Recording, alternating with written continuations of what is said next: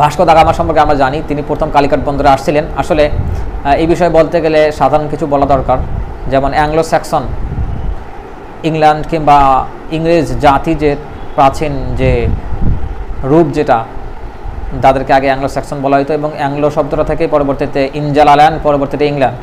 তো এই ইংরেজদের যে চিন্তা চেতনা, তারা যে আসলে দুর্ধর্ষ বর্বর টাইপের, তারা যে প্রকৃতি পূজারী, এই প্রকৃতি পূজারীরা ধীরে ধীরে যখন একটু আধুনিক হইল, মুসলিম বিশ্ব থেকে জ্ঞান পাইল তুরস্ক বিজয়ের পরে, কনস্টান্টিনোপল বিজয়ের পরে, তো এরা তখন ব্যবসা করার জন্য কিংবা মারপিট করানোর জন্য তারা নতুন নতুন স্থান, নতুন নতুন দেশ খুঁজে বের করা শুরু করলো, এবং তাদের বাণিজ্য প্রসারণের জন্য এই যে ভাস্কো দা গামা, তিনি প্রথম যে ভারত মহাদেশে আসছেন,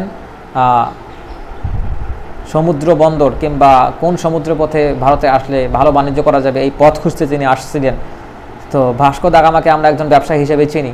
তো এখানে তিনি ভাস্কো দা গামার একটা ঘটনা তুলে ধরছেন, বা ঘটনাটা এরকম যে সাম্রাজ্যবাদী শক্তির আগমনের উদ্দেশ্য তো কেবল বাণিজ্য নয়, বরং দুর্বল সাম্রাজ্য জবরদস্তিমূলক দখলে নেওয়া, সেখানে নিজেদের কর্তৃত্ব প্রতিষ্ঠা করা এবং রক্তপাত করা, এসব তো তাদের ইশতেহারেই ছিল। সে লক্ষ্যে ভাস্কো দা গামা 1502 খ্রিস্টাব্দে দ্বিতীয়বার পুরোদস্তুর রণসজ্জিত নৌবাহিনী নিয়ে হিন্দুস্তানের উদ্দেশ্যে যাত্রা করেন। প্রতিমধ্যে মোজাম্বিক এবং তানজানিয়ায় থেমে সেখানে লুটতরাজ চালায় এবং নির্বিচারে মুসলমানদের রক্ত প্রবাহিত করে। হিন্দুস্তানে পৌঁছে সে গোয়ার একটি শহরে, ভারতের একটি শহর গোয়া শহরে হামলা করে এবং তাকে নিজের খাজনা আদায়ের কুঠি হিসেবে ঘোষণা করে।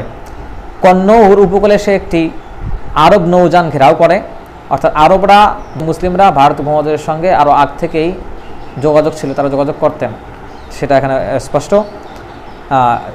কন্নৌর উপকূলে সে একটি আরব নৌযান ঘেরাও করে, যাতে উমরা শেষে মক্কা থেকে প্রত্যাবর্তনকারী 700 পুরুষ, নারী, বৃদ্ধ, শিশুযাত্রী ছিল। ভাস্কো দা গামা জাহাজের সমুদ্র সম্পদ লুণ্ঠনের পর তীর্থযাত্রীদের একটি ঘরে আবদ্ধ করে জাহাজে আগুন ধরিয়ে দেয়। সমস্ত যাত্রী মুহূর্তেই জলে পুড়ে অঙ্গার হয়ে যায়। এরপরে এই ভাস্কো দা গামার পরে ভারত উপমহাদেশে আসার রাস্তা জলপথে আবিষ্কার হওয়ার পরেই আরও এরপর যারা যারা আছে, যেমন কমান্ডার, পর্তুগিজ কমান্ডার আলবুকার্ক, তারা এই গোয়াতেই আসে এবং মুসলিমদের নির্বিচারে হত্যা করার পরে সেখানকার শাসকের কাছে চিঠি পাঠায়। চিঠিতে লেখা ছিল, আমার বাহিনী 4 দিন অনবরত রক্তপাত চালিয়েছে, শহরের মুসলমানদের শেষ করেই আমাদের তরবারির রক্তপিপাসা মিটেছে। আমরা তাদের লাশ দিয়ে মসজিদগুলো ভরিয়ে দিয়েছি এবং মসজিদে আগুন লাগিয়ে দিয়েছি। এটা হচ্ছে তাদের বৈশিষ্ট্য। তারা ব্যবসা করার জন্য আসেন, এটা হচ্ছে ডাকাত।